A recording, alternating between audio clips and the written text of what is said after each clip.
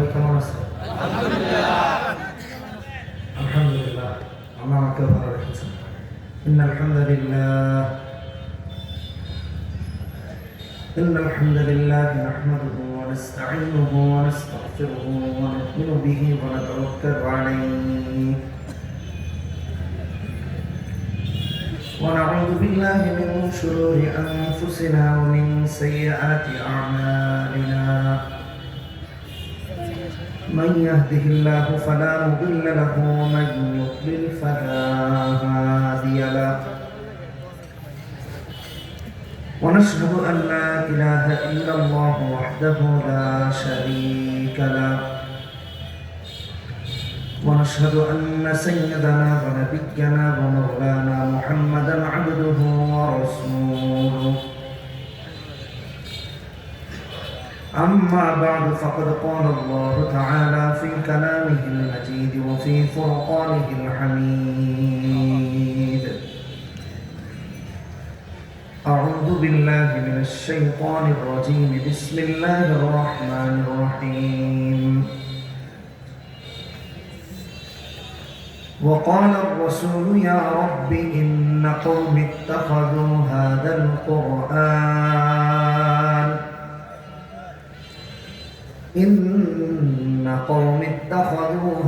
القرآن مهجورا.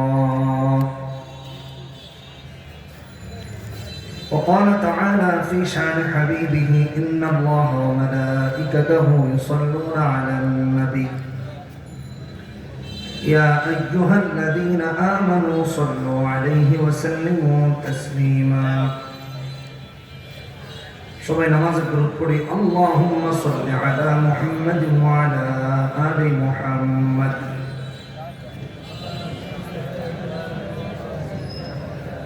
সবাই দরুদ শরীফ পড়ি। আল্লাহুম্মা সাল্লি আলা মুহাম্মাদ ওয়া আলা আলি মুহাম্মাদ।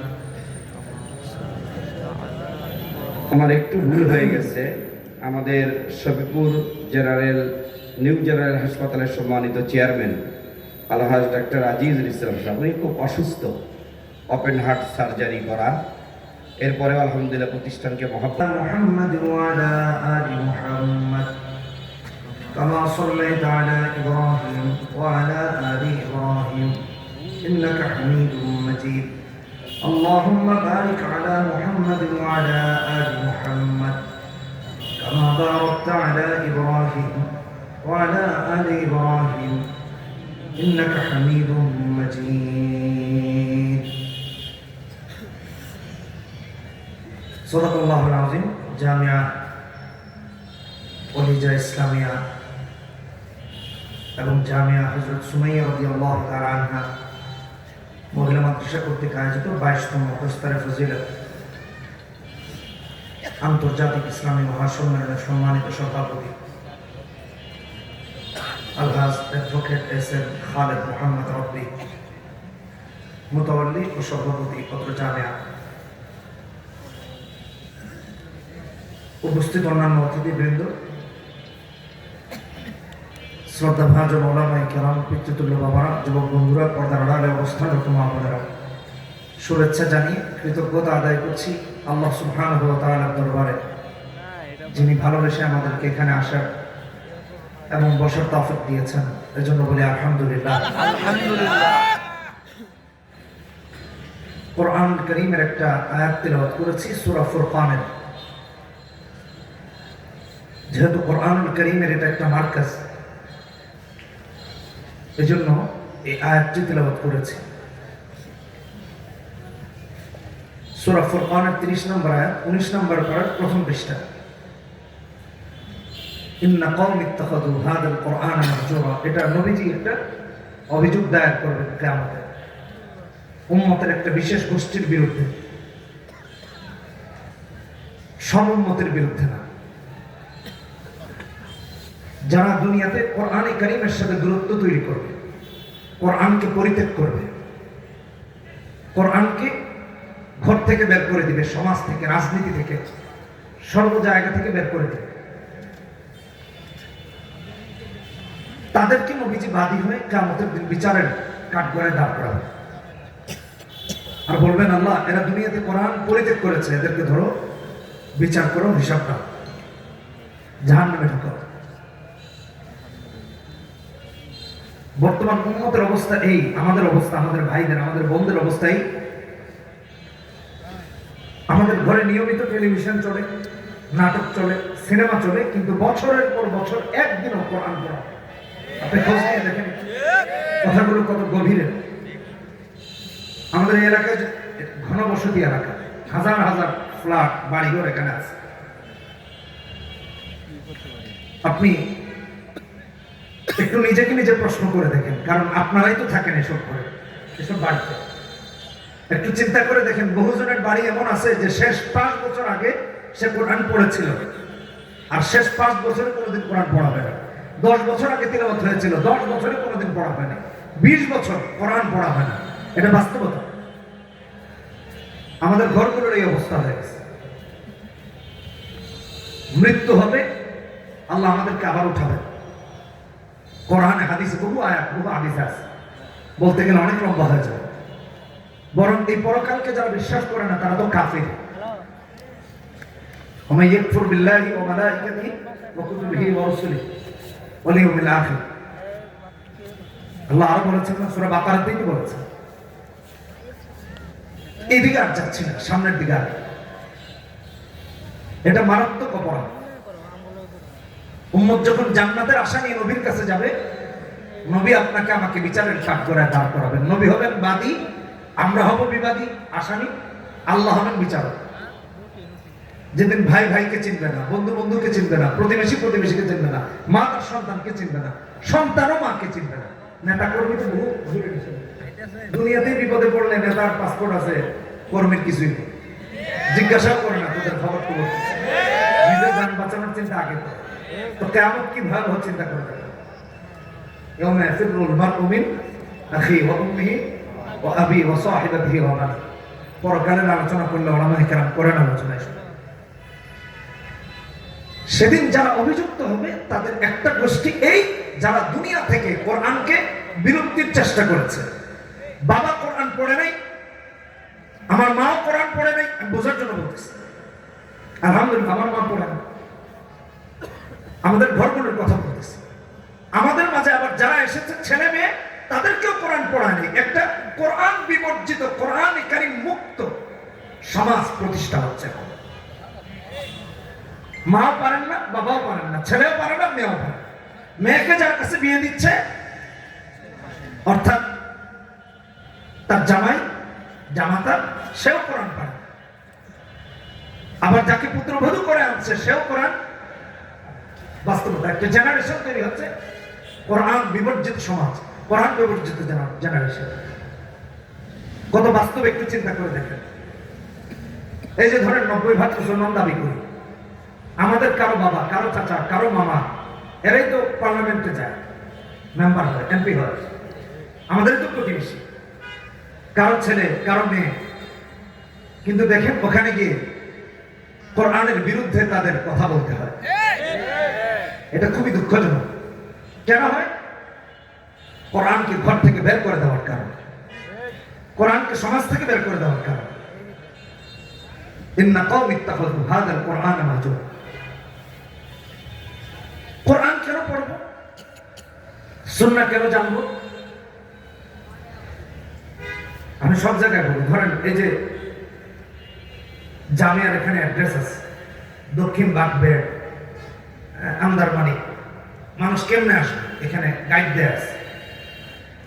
এই মাইক্রোফোন যারা আবিষ্কার করেছে তারা একটা ক্যাটালগ বানিয়েছে, মাইক যারা আবিষ্কার করেছে তারা ক্যাটালগ বানিয়েছে, কম্পিউটার যারা আবিষ্কার করে তারাও ক্যাটালগ বানায়, ফোন যারা বানায় তারাও ক্যাটালগ বানায়, যাতে করে এর ইউজার, এর ব্যবহারকারী কোনো বিপদে না পড়ে। আল্লাহ আমাদেরকে বানিয়ে আমরা যেন পৃথিবীতে এসে কোনো বিপদে না পড়ি, এজন্য কোরআন এবং সুন্নাহর ব্যবস্থা করে দিয়েছে। কোরআন হলো ক্যাটালগ, কোরআন হলো গাইড। আল্লাহ কোরআনে বারংবার বলেছেন। এজন্য সূরা বনী ইসরাঈলে 9 নম্বর আয়াতে আল্লাহ বলেছেন, ইন্না হাযাল কুরআন ইয়াহদি লিল্লাতী হিয়া আকওয়াম। তাফসীর আযম বায়ান ফি ইজাহিল কুরআন বিল কুরআন এসেছে, জান্নাতের সবচেয়ে সহজ রাস্তা হলো কোরআনে কারীম, সবচেয়ে সহজ রাস্তা। আল্লাহ অন্য আয়াতে 185 নম্বর আয়াতে সূরা বাকারায় বলেছেন হুদাল লিন-নাস লিল মুমিনিন লিল মুসলিমিন, এরকম বলেন লিন-নাস বলেছেন। তামাম পৃথিবীর মানুষের মুক্তির পথেও কোরআন কারীম, এটা হেদায়েতের পথে। আমি একটা ছোট্ট উদাহরণ দিয়ে সামনে আগে, গত অক্টোবর মাসের শুরু দিয়ে তখন আমি আমেরিকাতে, আমরা তিনজন, আরেকজন এক মসজিদের খতিব এবং আরেকজন আইটি ইঞ্জিনিয়ার, আমরা তিনজন একটা শপিং মলে গেছি। তো ওখানে এক শোঠান দেহের অধিকারী এক ভাইয়ের সাথে দেখা দাঁড়িয়ে আছে। এই দাড়ি কিন্তু ইসলামের না, এই দাড়ি নবীজির সুন্নতের না, এটা ফ্যাশনের দাড়ি, অর্থাৎ তিনি মুসলিম না। ক্লিনার, ওই শপিং মল ক্লিন করছেন, হাতে ওই যে যেগুলোতে ময়লা ওঠায় ওটা ছিল, আর একটা বালতির মতো ছিল।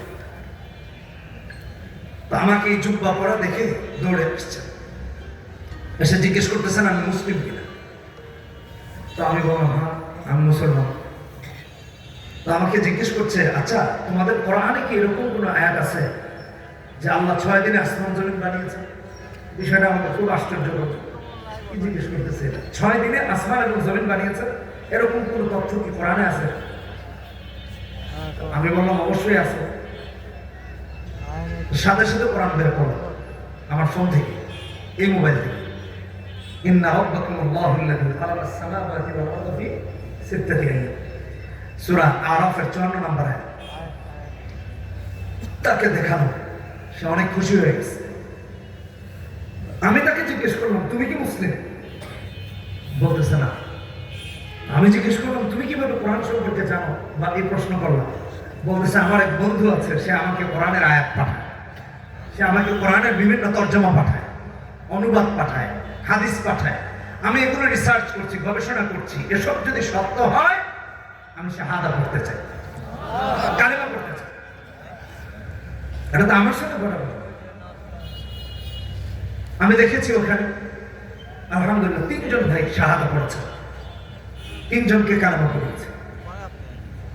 কোরআনে কারীমের মেসেজ ওরা পায়, ওরা যখন এটা পড়ে কোরআন তো সত্য এটা বুঝতে পায়।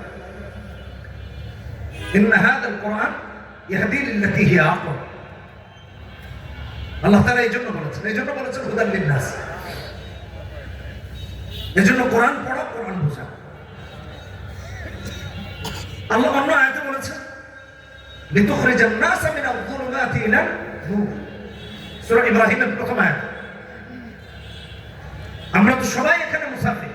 কোন পথিক যদি পথ চলে আর যদি পথ অন্ধকার হয় তাহলে সে হোঁচট খাওয়ার সম্ভাবনা আছে, পড়ে যাওয়ার সম্ভাবনা আছে, রং পথে চলে যাওয়ার সম্ভাবনা আছে। শুধু তাই না, সাপ কাটার সম্ভাবনা আছে, ইঁদুর পাড়া দিয়ে মেরে ফেলার সম্ভাবনা আছে, যে কোনো অ্যাক্সিডেন্টের সম্ভাবনা আছে, কারণ পথ অন্ধকার। ঠিক পথ যদি আলোকিত হয় তাহলে যেমন একজন পথিক গন্তব্য নিরাপদে পৌঁছে যায়, ঠিক এই দুনিয়াটা অন্ধকার, এই দুনিয়াকে আলোকিত করার জন্য আমার রব দিয়েছেন কোরআন এবং সুন্নাহ। এটা আলো, দুটা লাইট। লিতুখরিজান নাস মিনাল যুলুমাতি ইলান নূর। এজন্য বন্ধুগণ আমার, কোন পথিক যখন পথ চলে আর যদি তা অন্ধকার হয়, যেরকম করে বিপদের সম্মুখীন হয়, ঠিক তেমনি ভাবে পৃথিবীতে যারা কোরআন সুন্নাহ মুক্ত জীবন গঠন করে তারাও অন্ধকারে নিমজ্জিত হয়।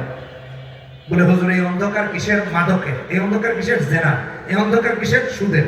এই অন্ধকার কিসের? ঘুষের। এই অন্ধকার কিসের? অস্ত্র চোরা কারবারিদের। এই অন্ধকার কিসের? খুন খারাপি করা। এই অন্ধকার কিসের? মাদক চোরা কারবারি হওয়া। এই অন্ধকার কিসের? ধোঁকাবাজি করা। এই অন্ধকার কিসের? চাঁদাবাজি করা। এই অন্ধকার কিসের? অস্ত্র অর্থ বিদেশে পাচার করা। এই সবগুলো অন্ধকার। আমি বললাম না, রাস্তায় যেমন আপনি অন্ধকার পথে উষ্টা খেতে পারেন, সাপের কামড় খেতে পারেন, বিপথে চলে যেতে পারেন, ঠিক এগুলো হলো দুনিয়ার অন্ধকার। লিতুখরিজান নাস মিনাল যুলুমাতি ইলান নূর। আমাদের দেশের প্রবীণ রাজনীতিবিদ, আমি সম্পূর্ণ শ্রদ্ধার সাথে তার বক্তব্যের তীব্র প্রতিবাদ করছি। তিনি বলেছেন আলেমরা নাকি রাষ্ট্রকে কিছু দিতে পারেন না, দেন না। উনি চেয়েছেন আমরা যেন কিছু দিই। আমি তাকে এবং তার দলকে জানানোর জন্য বলতেছি আমরা কি দিই। এটা জানা দরকার আছে। জানা না যেহেতু রাষ্ট্র আমাদের থেকে কি নিল এটা জানার দরকার আছে। তারা কি দিল, আমরা কি দিল, আসেন একটু হিসাব করি। আমরা যেহেতু রোহিঙ্গা মানুষ কিছু দিয়ে দিলাম, দাড়ি টুপি বলা আসলে কিছু দিলাম কিনা এটা হিসাব নিকাশ করা আছে। 2001 বা 2 মাদ্রাসায় পড়ি, ছোট না হাবিবের পড়ি, আমার যেটুকু মনে পড়ে গুলিস্তান হয়ে শাহাদত হয়ে একটা বাস চলতো বিকল্প, এখনো আছে কিনা জানি না, অনেক মনে আছে। আমি মিরপুর যাচ্ছি মাদ্রাসায়, আমার পাশে এক খুব স্মার্ট ছেলে বসেছে, এক বড় ভাই, টি শার্ট পরা এবং প্যান্ট পরা। উনি আমাকে জিজ্ঞেস করছে, ভাইয়া তুমি কি করো? আমি বললাম মাদ্রাসায় পড়ি। বেচারা খুব মন খারাপ করছে, ও তুমি দেখতে শুনতে স্মার্ট আছো, মাদ্রাসায় দিল কেন তোমার? মানে স্মার্ট থাকলে মাদ্রাসায় দেওয়া যাবে না, যেটা পঙ্গু ওইটা দিতে হবে না, যেটা অন্ধ ওইটা দিতে হবে। কথাটা আমার ব্যক্তিত্বে চরমভাবে আঘাত করবে। আমিও না তাকে বললাম, ও আচ্ছা আচ্ছা ভাই, মাদ্রাসায় পড়লে কি হয়? জাতিকে কি দিব, আমরা তো এই দিচ্ছি সেই দিচ্ছি, উনি অনেক লিস্ট দেবেন। আমি আর এটা বলতে চাচ্ছি না, কারণ তাহলে সেই পেশার কেউ থাকলে মন খারাপ করে। আমার যেহেতু কাউকে আক্রমণ করা মোটেই উদ্দেশ্য না, সেজন্য এটা বললাম। তো আমি বললাম, কথা তো সত্য, কিন্তু আমরা দেই না। তার বক্তব্যে আমরা কিছুই দিই না, মানে সমাজের সবচেয়ে নিকৃষ্ট, মানে একেবারে অথর্ব। তা আমি বললাম, দেখেন আমরা যদি কিছু নাও দিই, সরকার থেকেও কিছু দিই, সমান সমান আমাদেরকেও দেয় না, আমরাও দেই না। আচ্ছা বলেন তো, সরকার এই মাদ্রাসায় বছর কত বরাদ্দ দিয়েছে? খোঁজ নিয়ে দেখেন, 1 পয়সা। এগুলো আপনারা দিয়েছে, এলাকাবাসী দিয়েছে। রাষ্ট্রের কোনো মন্ত্রণালয় এর জন্য কোনো বরাদ্দ দেয়নি। তা আমি বললাম যে আমরা যদি নাও দেই, নেইও না, হিসাব করাবো, কিন্তু আপনারা তো নেন। উনি ঢাকা বিশ্ববিদ্যালয়ের পর, আল্লাহ জীবনে তাকে আবার দেখা করাবে কিনা জানি না, এটা মনের ইচ্ছা, হয়তো আমি দেখলেও চিনবো না, অনেক আগের কথা, ছোট ছিলাম। তা আমি বললাম, আপনারা রাষ্ট্রকে কি দিয়েছেন? তো উনি এটা সেটা বললেন। আমি বললাম, দেখেন এগুলো তো দেয়া না, এগুলো দিয়েছে অন্য রাষ্ট্র, আপনারা তা নকল করে আমাদের কাছে পৌঁছাচ্ছেন বা তাদের আবিষ্কারের প্রতিনিধিত্ব করছেন। আপনি আবিষ্কার করেন, আপনি রাষ্ট্রকে কিছু দেন নাই। যেমন ধরেন আমাদের দেশে কৃষকের ছেলে জুলহাস বিমান আবিষ্কার করেছে। আমি চ্যালেঞ্জ করে বললাম, খোঁজ নিয়ে দেখেন তিনি কোন বিশ্ববিদ্যালয়ে পড়েন নাই। তিনি মানুষের আবিষ্কার নিয়ে গবেষণা করতে করতে বিমান আবিষ্কার করেছেন, ওদের আবিষ্কার নিয়ে গবেষণা করে। আপনারা তো অন্যের আবিষ্কারকে নকল করে আমাদের মাঝে সেবা দিচ্ছেন, আবিষ্কার করছেন না, রাষ্ট্রের খাচ্ছেন, রাষ্ট্রের সবকিছু উপভোগ করছেন, কিন্তু রাষ্ট্রকে কিছুই দেন নাই। তিনি কিছুটা নড়ে চড়ে বসলেন। আমি জিজ্ঞেস করলাম, আচ্ছা ধরেন উদাহরণস্বরূপ এখন কি হয় না হয়, ইম্পোর্ট বা কি আবিষ্কার হয় আমি জানি না। তখন আমার মাথায় আসলো, আচ্ছা ধরেন কলম, কলমের সামনে যে একটা বল যেটা ঘুরে, বল পেন, এই বলটাও তো বাহির থেকে আমদানি করা, এর চেয়ে ছোট আর আবিষ্কার তো নাই, এটাও বাহির থেকে আনা হয়, আপনারা আবিষ্কার করেন নাই। এক অটো রিক্সা নিয়ে রাষ্ট্রের কত বক্তব্য দেখতে পাচ্ছি, এখন এটা উপায় আজকে কতদিন চলে গেল। গাড়ি, আচ্ছা বলেন এদেশ কি গাড়ি আবিষ্কার করেছে? হ্যাঁ একটা করেছে, দেখেছি, ওই যে ইলেকট্রিক, তাও প্রযুক্তি কাজে। দেখেন বিদেশ থেকে এটা আমদানি করছে, ওটা আমদানি করছে, আবার অনেকে আমাদের দেশের পার্সেনে এটাকে জয়েন করছে, কিন্তু আবিষ্কার, আমার কথা বুঝতে হবে, আবিষ্কার মানে আপনি রাষ্ট্রের খেলেন, রাষ্ট্রের সবকিছু উপভোগ করলেন, রাষ্ট্রকে কি দিলেন? হিসাব ওখানে। তা আমি বললাম, এই যে বল, এটাও তো বাহির থেকে আবিষ্কার হয়ে আসে, এটাও আপনারা বানান না। বেচারা তো আরো চুপ হয়ে গেল, কথাবার্তা অন্যদিকে চলে যাচ্ছে। আমি দায়িত্ব নিয়ে বলতেছি, সবাইকে সাক্ষী রেখে, এখানে সামনে পিছনে ওলামায়ে কেরাম, জনসাধারণ সবাই আছে, দেয়ালের হিসাব রাষ্ট্রের যারা খায় তাদের সাথে এটুকু। আসেন আমরা কি দিই? স্বাধীনতার 54 বছর হয়েছে, বিজয়ের 54 বছর। এই 54 বছরে রাষ্ট্র, ক্রীড়া মন্ত্রণালয় ক্রিকেটারদের পেছনে হাজার হাজার কোটি টাকা খরচ করেছে। আরো বেশি জিতলেই ফ্ল্যাট দিয়ে দেয়, বাড়ি দিয়ে দেয়। বিশ্বকাপ জিতেছেন 54 বছরে একবার? আসলেই জিতেন নাই। সত্যি। গতবার যখন বিশ্বকাপ গেল তখন আমি আমেরিকাতে ছিলাম, আমি জানি না কারা জিতেছে, আমেরিকার সাথে খেলা ছিল নিউ ইয়র্কের স্টেডিয়াম। তো সব দেখি জার্সি পরে বের হইতেছে, মন টন খারাপ। আমার মনে হয় আমেরিকার সাথে হেরেছিল না কি জানি, কে জানে, আমি তো খবর টবর রাখি না। তো ভাই রেস্টুরেন্টে বসে দেখি কয়েকজন কইতেছে এত কষ্ট করে জার্সি করে কাম বাদ দিয়ে গেলাম, মনটা খুশি হলো না, কাঁপতে কাঁপতে এলাম। তো এর থেকে বুঝছি ওরা হেরেছে, সম্ভবত আমেরিকার সাথে ছিল খেলা। তো আমেরিকার সাথে ক্রিকেটও জিততে পারবে, কি হতাশাজনক। অথচ রাষ্ট্রের খরচ এই 54 বছরে হাজার হাজার কোটি টাকা। আসেন ফুটবল, হাজার হাজার কোটি টাকা খরচ। ভারতের সাথে জিতেছে নাকি 22 বছর পরে। তাও আমাদের উপদেষ্টা ছিলেন, উনি নাকি 2 কোটি টাকা দিয়ে দিয়েছেন উপস্থিত প্লেয়ারদেরকে খুশি করার জন্য। 22 বছরে ভারতকে হারিয়ে বিশ্বকাপে চান্স পেয়েছে বাংলাদেশ 54 বছরে, কিন্তু রাষ্ট্র তাদের পিছনে খরচ করে নেই। কথা বলতে হবে, বুঝে বলতে হবে। রাষ্ট্র ক্রিকেটারদের পিছনে টাকা খরচ করে না, ফুটবলারদের পিছনে খরচ করে না। তারা কি বিশ্বজয় করতে পেরেছে, বিশ্বকাপ জিতেছে? আমি দায়িত্ব নিয়ে বলছি, যারা দাড়িওয়ালাদেরকে, যারা টুপিওয়ালাদেরকে বলেন আমরা রাষ্ট্রকে কি দিয়েছি। কয়েকদিন আগে আমাদের এক ছেলে যে কিনা বালেগ হয় নাই 70টা দেশকে পরাজিত করে বিশ্বজয় করেছে। 23 সালে বিশ্বজয় করেছে, 24 সালে বিশ্বজয় করেছে, 25 সালে বিশ্বজয় করেছে। দাড়িওয়ালারা করেছে, টুপিওয়ালারা করেছে। ইহুদি নাসারা চশমা না খুললে তা আপনারা দেখতে পাবেন না, দেখতে পাবেন না, দেখতে পাবেন না।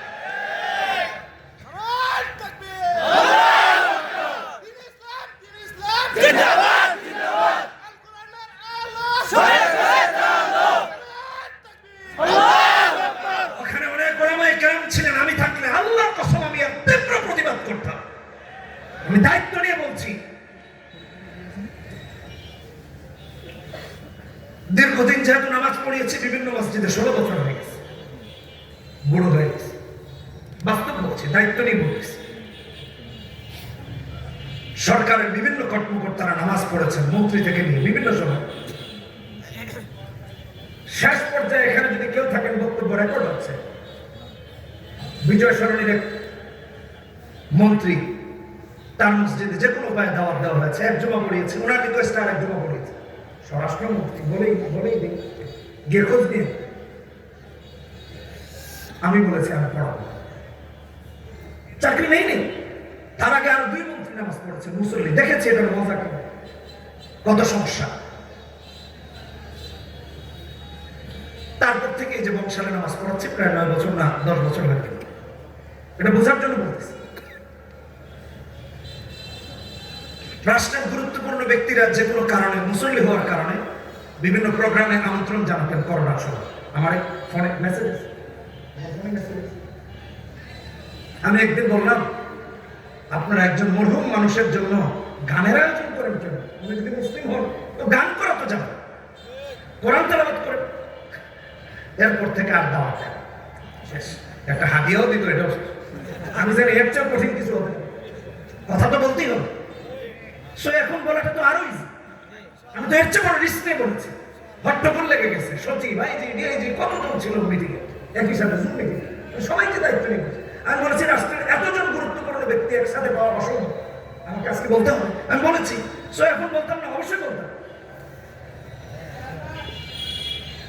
আমি আজকে এই কথা এই জন্য বলতেছি, যারা বলে আলেমরা রাষ্ট্রকে কিছুই দেয় নাই, আলেমরা বারবার বিশ্বজয় করলেও ইহুদি নাসারার চশমা পরলে তা দেখা যায় না। ইহুদি নাসারার চশমা করে আপনারা বলেন আলেমরা রাষ্ট্রকে কি দিয়েছে। আমি আজকের এই মাহফিল থেকে জিজ্ঞেস করতে চাই, হাবিব ভাইয়ের মাথায় যারা গুলি করেছে, কোন জায়গার আলেম, কোন মসজিদের খতিব, কোন শেখুল হাদিস? এই খুনিরা আলেমরা তৈরি করে নাই, এদেরকে আপনারা তৈরি করেছে।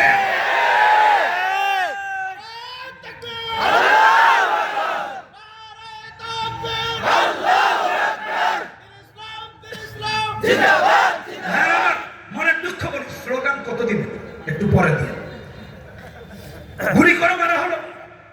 বাইতুল মুকাররমের খতিব সাহেব মারছে। চ্যালেঞ্জ করে বলছি, স্বাধীনতার 54 বছরে যত শুট করে মানুষ মারা হয়েছে, তাদের লিস্টে কোন খুনির নামে আলেমরা নাই, আলেমরা নাই, দাড়িওয়ালারা নাই, টুপিওয়ালারা নাই, কোন শেখুল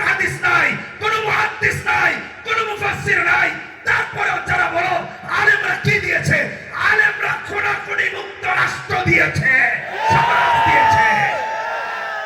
তোমরা খুনের রাজত্ব দিয়েছ। 54 বছরে জাতি দেখেছে। সারা দেশের থানাগুলো খুনিদের লিস্ট করো, কোন এলাকার একজন আলেমের নাম খুনির কাতারে পাওয়া যাবে না। 54 বছরের ইতিহাস টেনে বলছে। আলেমের অবদান পাওয়া খুঁজে ভাই, রেকর্ড হচ্ছে, ভালো করে শুনে মিলাই নিন। আলেমরা কি দিয়েছে? প্রশ্ন। আমরা নাকি রাষ্ট্রকে দিই না, দিতে বলতেছি। এই যে পুরো বাংলাদেশে যতগুলো বার আছে, বার, এটা শনিবার রবিবার না, মাদকের বার। এগুলো কি হাটহাজারি মাদ্রাসার মোহতামিম সাহেবের সাইন হয়েছে? কথা বুঝে বলতে নাকি আমাদের এই জামিয়া কলেজা মাদ্রাসার মোহতামিম সাহেবের সাইন হয়েছে? আচ্ছা আচ্ছা, ঢাকার গুলো নাইলে হয় না, গাজীপুরেরটা তো হুজুরের সাইন হয়েছে না?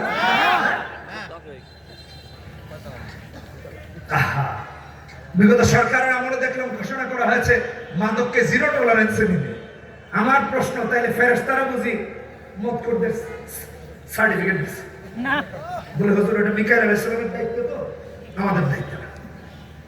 0 টলারেন্স কাকে বলে? How funny. আবার মাদক বন্ধনা দিয়েছে মাদক নিয়ন্ত্রণ, মাদক দ্রব্য নিয়ন্ত্রণ, যে খাইস বাবা 2 বোতল ভাবখানায়। কি আজব ব্যাপার! নিয়ন্ত্রণ করতে গিয়ে চিন্তা করছে ও লাইসেন্স ছাড়া খাইলে সমস্যা, লাইসেন্স করেই খাবে। সমাজকে লাইসেন্সদারি মাদকাসক্ত বানিয়েছে। আমি এখানেও বলতে চাই, আলেমরা রাষ্ট্রকে কে দিয়েছে? আলেমরা মাদক মুক্ত সমাজ দিয়েছে। এলাকার অলিতে গলিতে যত মাদক বিক্রি হয়, একটা মাদক কোনো মাদ্রাসার ছাত্র বিক্রি করে না। কোনো ইমাম মাদক বিক্রি করেন না, সেবনও করেন না, লাইসেন্সও দেন না। 9 বছরে আপনারা লাইসেন্স দিয়েছেন, আলেমদের কৃতিত্ব খুঁজে পান না।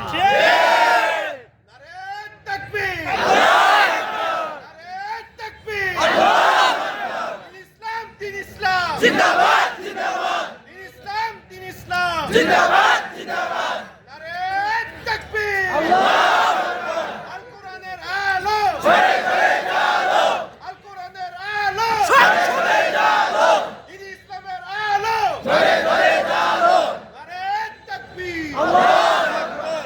আমি বলতে চাই আমার ভাইরা, আলেমদের অর্জন দেখতে হলে দাদাদের চশমা খুলতে হবে, শয়তানের চশমা খুলতে হবে। আপনি দায়িত্ব নিয়ে দেখেন, আপনি একটু খোঁজ করে দেখেন, যারা বলে আলেমরা কি দিয়েছেন রাষ্ট্রকে, যারা বলে আলেমরা জাতিকে কি দিয়েছেন। আমি বলছি, কানাডাতে গিয়েছি, কানাডা এক ভাই বললেন হুজুর চলেন আপনাকে একটু দেখায় নিয়ে আসি বেগমপাড়া। আমি বললাম ভাই আমার তো সময় নাই। বলে ভাই কোন বেগমপাড়া? কয় রাষ্ট্রের টাকা মেরে যারা বেগমপাড়ায় বাড়ি করেছে ওদেরকে দেখায় নিয়ে আসি। ওইখানে বাইতুল মুকাররমের খতিবের বাড়ি নাই, ওইখানে হাটহাজারীর মুহতামিম সাহেবের বাড়ি নাই, ওইখানে দাড়িওয়ালা টুপিওয়ালাদের বাড়ি নাই। বিগত 16 বছরে এক মন্ত্রী 350 বাড়ি করেছে। উনি কোন মাদ্রাসার শাইখুল হাদিস? ভূমি মন্ত্রণালয়ের শাইখুল হাদিস। বুঝলেন? উনি কোন জায়গার শাইখুল হাদিস? যারা আলেমের কৃতিত্ব তারপরেও দেখতে পান না, চোখের চশমা খুলেন, মেন্টালিটি পরিবর্তন করেন। এরপর দেখেন বাংলাদেশে এই 54 বছরে যত অস্ত্র চোরা কারবারি হয়েছে, আন্ডারওয়ার্ল্ডে যারা আছে এরাও টুপিওয়ালা না, এরাও দাড়িওয়ালা না, এরাও কেউ না। তারপরেও যারা বলে আলেমের কৃতিত্ব দেখতে পায় না, আমি বলছি ভাই একটু ওই ইহুদি নাসারার চশমা খুলে দেখো। আলেমরা বিশ্ব জয় করে কিন্তু তুমি দেখতে পাও না। তুমি এত বড় নির্লজ্জ হয়েছ যে আলেমকে কিচ্ছু দিতে হবে না, একটা সংবর্ধনা দিবা, এটাও পারো। কারণ হাফেজে কোরআনকে যদি সংবর্ধনা দেওয়া হয় তাহলে শয়তান খুশি হয়ে যাবে। কথা বলেন না, ঠিক কিনা ভাই? এটা তো বিশাল সমস্যা। যারা বলে আলেমরা রাষ্ট্রকে কিছু দেয় না, আলেমরা মাদক মুক্ত সমাজ দিয়েছে, আলেমরা অস্ত্র চোরা কারবারি মুক্ত সমাজ দিয়েছে, আলেমরা নেশা মুক্ত সমাজ দিয়েছে, আলেমরা খুন মুক্ত সমাজ দিয়েছে, খুনাখুনি হানাহানি মারামারি মুক্ত সমাজ দিয়েছে। আলেমরা কোনো চাঁদাবাজির মাঝে নাই, আলেমরা কারো জায়গা দখলের মধ্যে নাই, আলেমরা অর্থ চোরা কারবারির মাঝে নাই, অর্থ পাচারকারীদের মধ্যেও আলেমরা নাই। আমি বলতে চাই, যখন